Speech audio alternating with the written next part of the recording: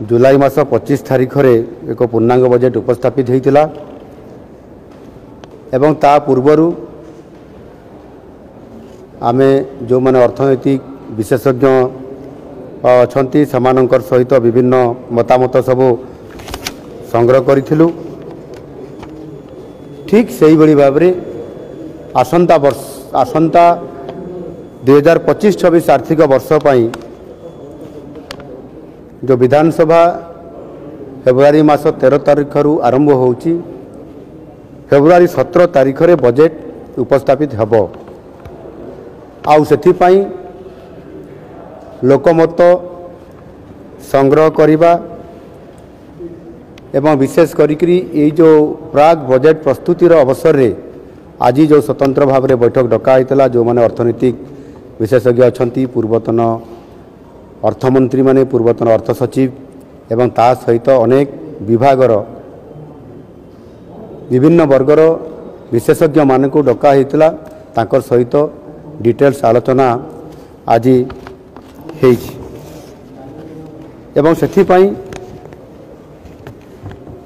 जो माने आज एठी अति मूल्यवान सजेशन बा प्रस्ताव मान सब देइछंती, सेथिरे किभଳି भाबरे आम बजेट लोकाभिमुखी हो पारिबो। ये बजेट लोकंकर बजेट हिसाब रे गत वर्ष चलित वर्षरू ता कार्यकारी होउची एवं आसंता 2025-26 आर्थिक वर्ष रे मध्य किभଳି भाबरे हो पारिबो। आउ सेथिपाई अनेक गुरुत्वपूर्ण प्रस्ताव मान समस्त मान्यवर आज उपस्थित सदस्य माने से तांकर प्रस्ताव मान देइछंती एवं ये प्रस्ताव मान मध्य ये चलित मासर जनवरी मास 31 तारीख पर्यंत आम आदमी सर्वसाधारण रे जो माने भी एथिरे प्रस्ताव दे पारिबे तांको पाई मध्य ईमेल जरिया रे एवं समाने मध्य व्हाट्सएप माध्यम रे विभिन्न प्रकार जो आमर माध्यम अच्छी से माध्यम रे देबा पाई समस्त प्रकार व्यवस्था एथिरे करा जायछि। विशेष करिकि मु एथिरे आपण मानकु कहया पाई चाहूची, एथिरे बहुत समय रे बहुत प्रकार मत सब आसी थाए एवं से मत गुड़िक अति मूल्यवान थाए। लोकंकर सरकार रे किबड़ी भाव रे लोकं को फोकस करी हेबो एवं समान को आधार करिकरी स्कीम बा योजना मान करा जाई पारिबो, ताहा करा गले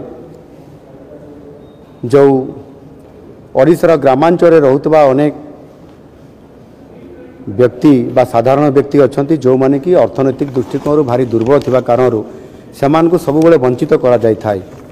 एणु या आधार करिकरी एबे जो योजना करा होती ताकू गुरुत्व दिया जाउची। आज अति गुरुत्वर सह जो मान्यवर सदस्य माने प्रस्ताव गुड़िक देइछंती, सेथिरे बजेट्र सबु दिग को एथिरे गुरुत्व आरोप करा जाइछि, जो थिरे कि संपूर्ण भाव रे एथिरे श्रमिक हो, चाषीटीए हो एवं जो माने निजुक्ति क्षेत्र रे बहुत आशा बांधी छंती जे आमको निजुक्ति मिले आम परिवार रो भाग्य बदलिबो। सेथिपाई उभय इंडस्ट्री सेक्टर रे जेते बेले इन्वेस्टमेंट बढ़िबो,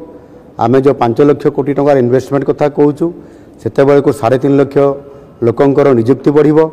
ठीक सही भली भाव रे सरकारी खाली थिबा पदवीर जो कथा कहितलु 1.5 लाख लोकं को निजुक्ति दबा पाई 20,000 निजुक्ति दे सारिछु। आगामी किछि दिन भितर पुणी 20,000 लोकंकर निजुक्ति अर्थात ये चलित आर्थिक वर्ष भितर ही 2 वर्ष भितर 24-25 और 25-26 भितर 65,000 जो सरकारी खाली पदवी को पूरण करा जेबार जो लक्ष्य रखा जाइछि, सेथिरे ये चलित वर्ष ही 40,000 रु अधिक खाली थिबा सरकारी पदवी को पूरण करा जाउछि, जोथि कि निजुक्ति क्षेत्र में गोटे बहुत बड़ गुरुत्वपूर्ण पदक्षेप आमे नौछु। एवं विशेष करिकि आमर किछि प्रोजेक्ट गुड़िक आमर HLCA माध्यम रे आमे ताकू अनुमोदन करिछु, सेतिरे 2.5 लाख कोटी टंकार पुंजी ऑलरेडी ताकू आमे अनुमोदन दे सारिछु, ताहार कार्यक्रम आरंभ होगा पई जाउछि। सेतिरे मध्ये 1,10,000 जॉब क्रिएट करा जाउछि, जोथिरे कि आम ओडिशार प्राधान्यता अछि समान एथिरे जॉब करने सहित निजुक्ति क्षेत्र में गोटे बहुत बड़ धरण पदक्षेप नापी जाऊँ। ये सब बजेट भितर निश्चित भाव में समस्त कथा को गुरुत्व देवा सहित जहाँ आज दिन में जो जो प्राग बजेट जो प्री बजेट जोटा आम कहते ये बजेट आसवा पूर्वर जो मूल्यवान सजेसन गुड़िक नियाई ताहा निश्चित भाव में बजेट रे ताकू विचार विमर्श करी आमर जो फिस्काल जो रेस्पॉन्सिबिलिटी जो टीम अच्छा से आलोकपात करी जो गुड़िक निश्चित भाव में ओडिशार जनसाधारण दरकार हो ताकू फोकस करी रखाजिबो एवं समृद्ध ओडिशा एवं नुआ ओडिशा करिवार जो योजना रखा जाइछि ये 5 वर्ष भितर आमको समस्त कार्यक्रम को आमर संकल्प पत्र आधार रे एवं लोकंकर प्रस्ताव आधार रे ताकू संकलित करके जो कार्यक्रम मान करा जाउछि निश्चित भाव में आसंता बजेट एक पूर्णांग बजेट जेतବେଳେ आसीबो आपण माने जानि परिबे निश्चित भाव में लोकंकर पई ये बजेट एथर आहुरी अधिक रुधिमंत होइकरी लोकंकर सामना को एवं आपण मानकर सामना को आसी परिबो।